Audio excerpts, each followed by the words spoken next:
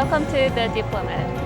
Early in the year, South Korea hosted the Winter Olympic Games in Pyeongchang, and a 19-year-old Alpine skier from Kenya made history as the second athlete from all African nations. She was also Kenya's only competitor at the ladies' games. I'm talking about Sabrina Simader.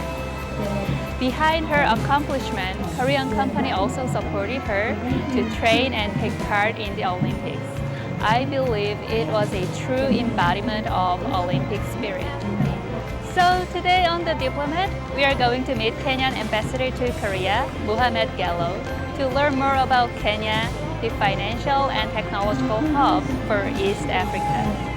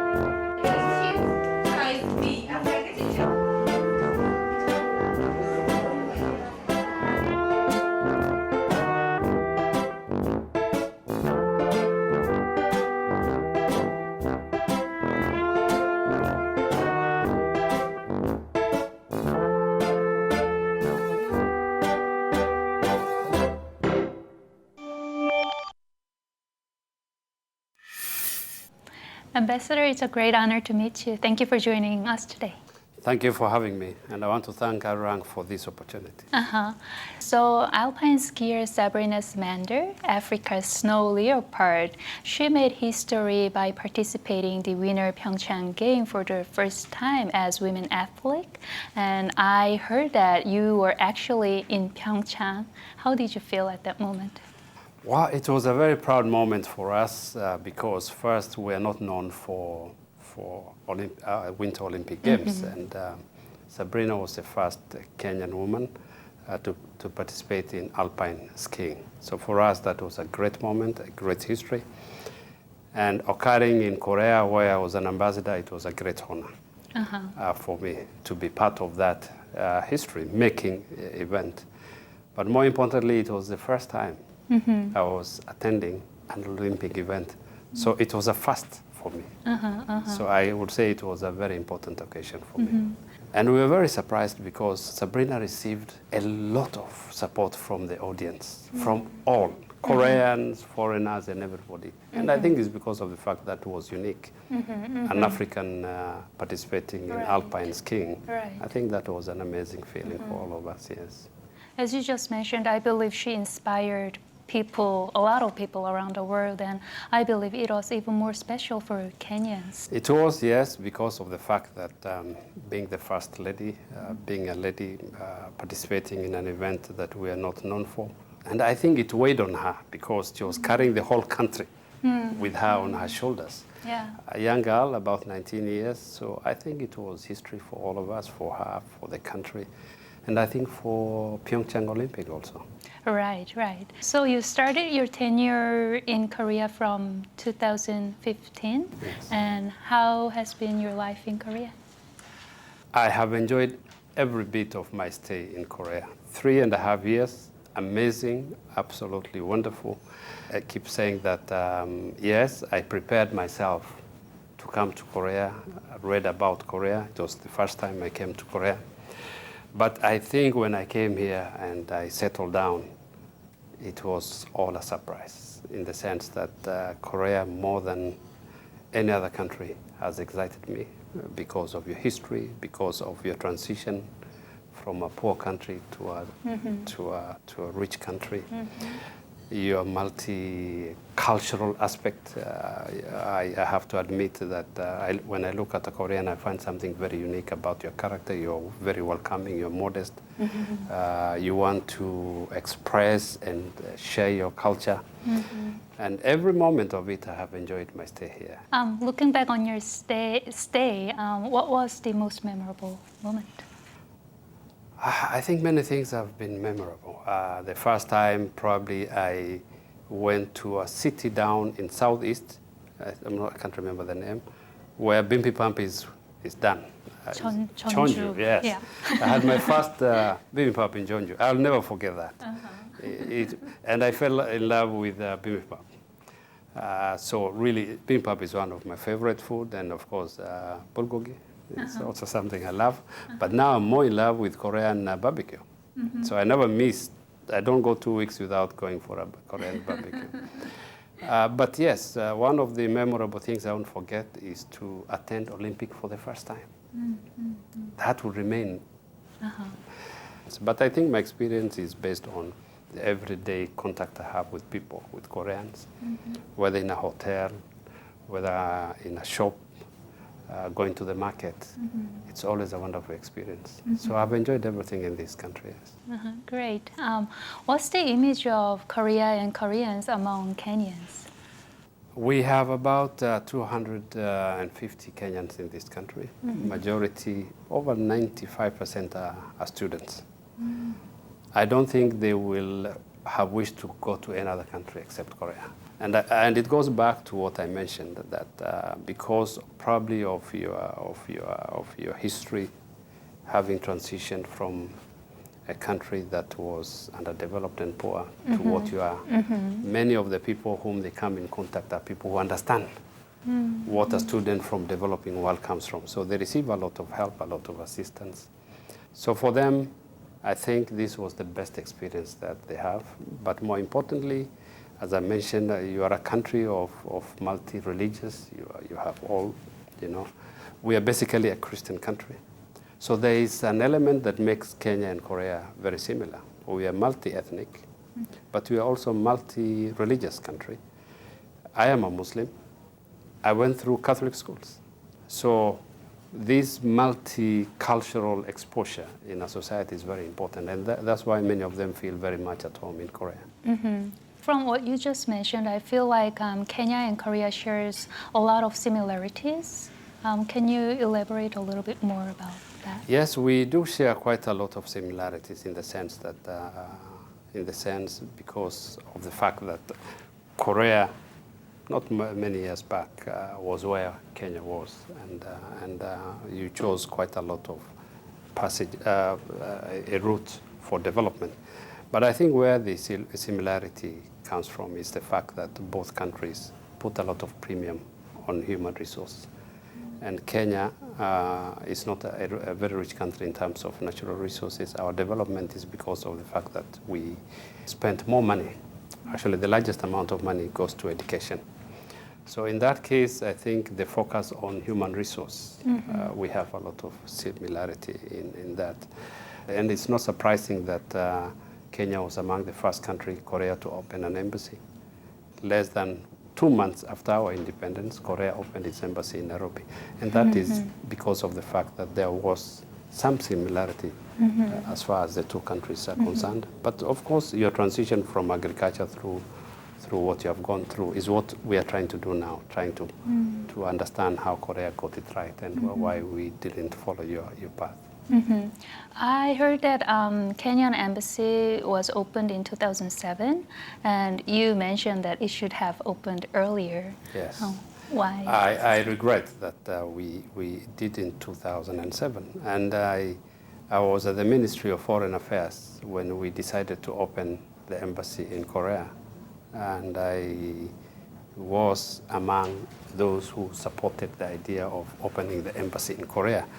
And the reason for Korea was very clear, that we had a very strong relationship with Korea that has been there since Kenya became independent, and we believe that there was a lot we could learn from Korea. Now, going back to why I felt we should have been here before. We were both developing countries, nearly at par in terms of per capita GDP. And we all decided to take a path that we felt was right, which is, for example, import substitution industry. But what Korea did was to go beyond that and go for export-led industrialization. But I guess if we were here and saw your development path of what you have taken, we'll probably have learned from your experience and would probably be somewhere near close to you if we followed exactly the path that Korea took of export-led industrialization, of ensuring that you invested in key industries, key projects, fertilizer, the steel industry. So yes, we could have learned from Korea, and now that's why we're here. And I believe that we're working with Korea to develop the path that you took.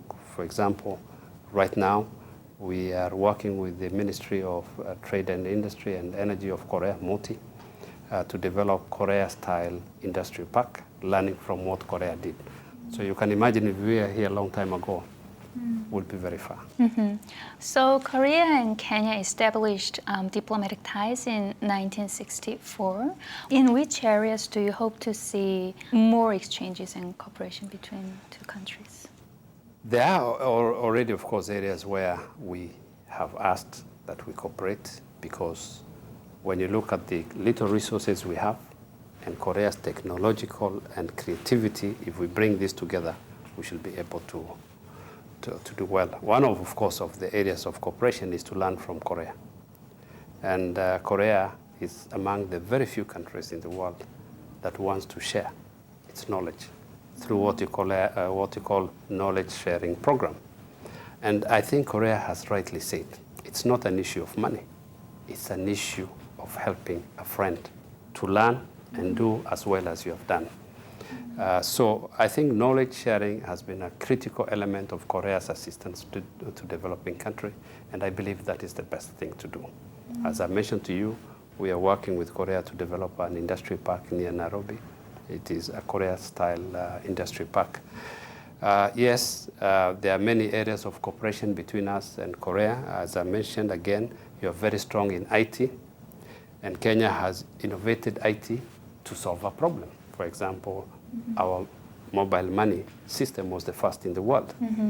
And it was only because of the fact that we have a mobile phone that we can use to do that. So there are areas of innovation we can work in, particularly in IT. But I think the area that recently where the Prime Minister, when he visited, we discussed with the Prime Minister, is the fact that Kenya is focusing on 4 areas. One is in health. We are working with Korea in health. The other one is in agriculture. We are working with Korea in agriculture. There is a Korean organization, COPIA, which is operating in Kenya. I think about 20 countries in the world have COPIA. And this is to assist countries like Kenya to learn from the Korean experience in agriculture. Another area is in housing. We are trying to develop a policy that will enable Kenyans to own homes, particularly affordable housing.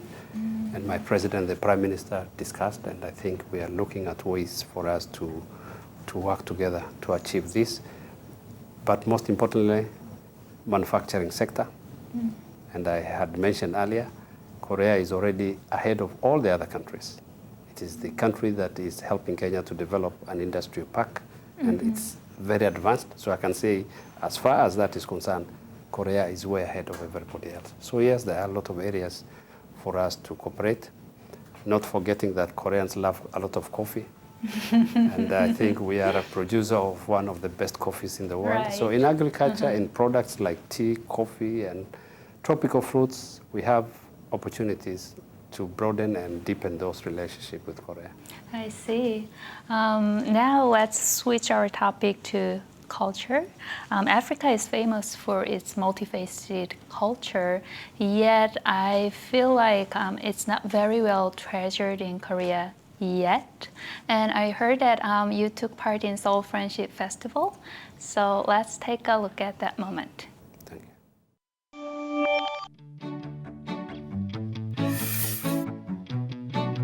More than 60 countries came together downtown for a 2-day journey around the world at the Seoul Friendship Festival from September 1st to the 2nd.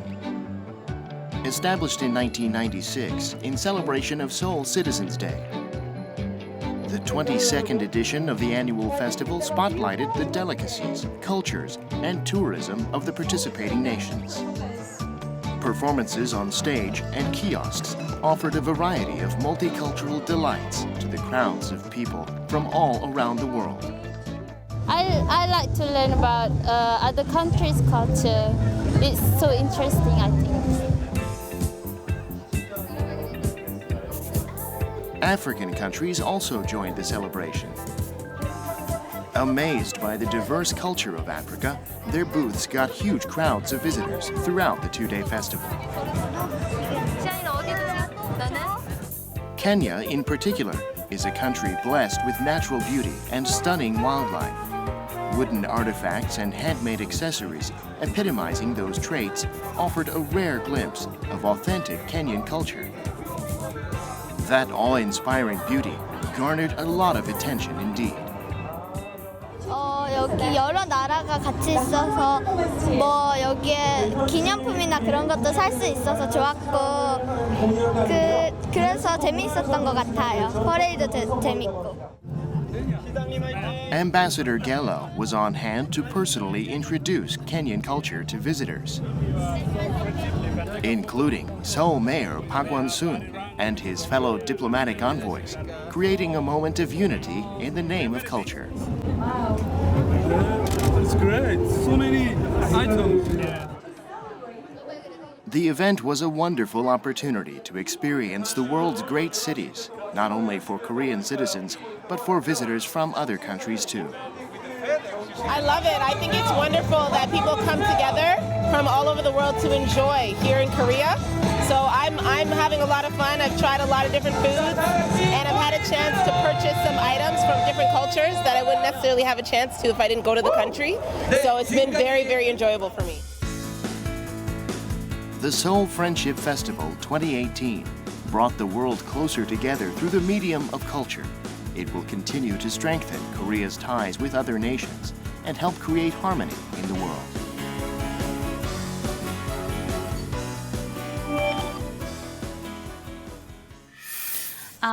I heard that Embassy of Kenya has been making great effort to spread Kenyan culture in Korea. Can you elaborate on your efforts?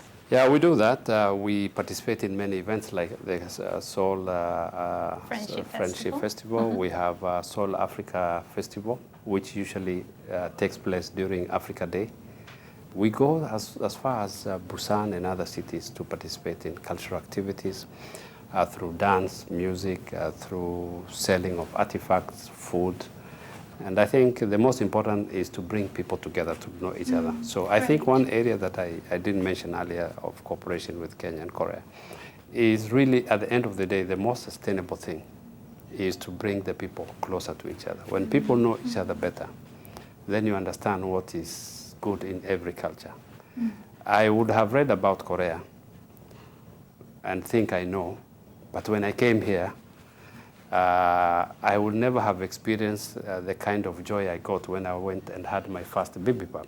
So yes, when people come to know each other closely, then they appreciate each other. Probably some of the best Korean food you'll eat is in Kenya. That's surprising, yes, because we have a large number of Korean restaurants in Kenya. And the first biggest hotel ever built in Nairobi was built by a Korean. Called Safari Park, yes. Now, Hakuna Matata, which is one of the most famous phrases after it was used in Disney animated film The Lion King. I heard that it means no worries, no problem. No problem, no worries. Yes. Does it feature Kenyan culture? Yes, it does. One of the things that you will find when you come to Kenya is how very pleasant Kenyans are. Extremely pleasant. What is the cause for this? I have never been able to quickly understand. But after coming to Korea, I think now I realize that we have similarity in the sense that the basis of your culture is very, very strong. There's a Confucius, Buddhist, Christian element in your culture as well as modernity. We are a modern country in many ways. We have a very strong Christian, Muslim, Hindu cultural mix, and that's why we are multi-ethnic. We have a large number of Asians who are Kenyans, a large number of Arabs who are Kenyans, a large number of Europeans who are Kenyans, second, third generation. So there's all this mix of ethnicity, of culture. So, and that really has made Kenya a very rich country. But one thing that has shaped that Kenya's culture is that we have been a touristic country for over 100 years. We invented the first word. Swahili is from Kenya, actually, originally. So yes, this shaped us in a way where we believe foreigners are good. They bring money because of tourism. There are many countries who don't accept foreigners. They think foreigners are not good. So yes, Hakuna Matata means no problem. We are relaxed. We are probably different a bit from Korea Pali culture. You like doing things very fast. We like doing things slowly. Yeah. What will be the best way to bring two countries even closer, in your opinion? In my opinion, the best way to bring the country closer is to strengthen the areas of cooperation. The first is to continue with the political process of ensuring that our leadership are more closer, exchange of high-level visit, strengthening our political cooperation, supporting each other in many ways, not only at the bilateral level, but even at the multilateral level. Sustainability of relation also depends so much on economic cooperation. Strengthen our economic cooperation, make sure that more Koreans are able to do business in Kenya. Kenya is able to export and sell more to Korea. When countries trade more, they become closer. Of course, cultural cooperation is very critical because through culture, people understand each other better, people appreciate each other better. But the truth of the matter is this: when more Koreans know about Kenya and more Kenyans know about Korea, our relation will be on a strong footing. Right. Can you share with us your plan to improve the ties between Korea and Kenya, and also what you hope to achieve? I would love to leave this country a better place than I found it in terms of our relationship. I must first mention that I not only work at the bilateral level, but there's a lot we do as the African Group of Ambassadors. We meet every month once. And I have to say, recently we held Africa Day celebration. It was the best I've ever attended in the world. I have attended Africa Day in India where I worked. I attended Africa Day in US 4 times. I was an ambassador in UAE 6 times. But this year, the Africa Day celebration was the most elaborate. We had 3 programs. We had a business forum, which was very successful.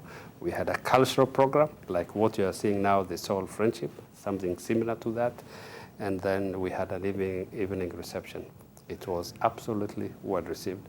So I work with my colleagues, not only to promote my country, but to promote Africa, because I believe we belong to a continent that has a lot of significance and relevance to Korea.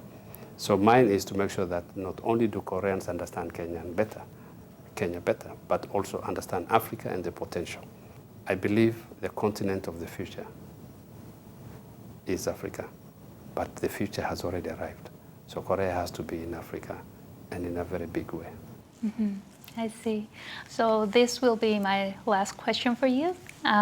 What word or phrase could describe your philosophy as an ambassador? As an ambassador, my philosophy is always to make sure that wherever I go, I leave it a better place in terms of our relationship, that I broaden and deepen that relationship. And hopefully, during my tenure, I make sure there is an exchange of visit between my country and the country I represented. I'm glad in UAE and in Korea, I have achieved those. Promoting relations, stronger relations, and ensuring that there is exchange of high-level visits. Ambassador, thank you very much for your time and sharing your insight with us today. Thank you for having me. I really appreciated this interview. It's been a pleasure.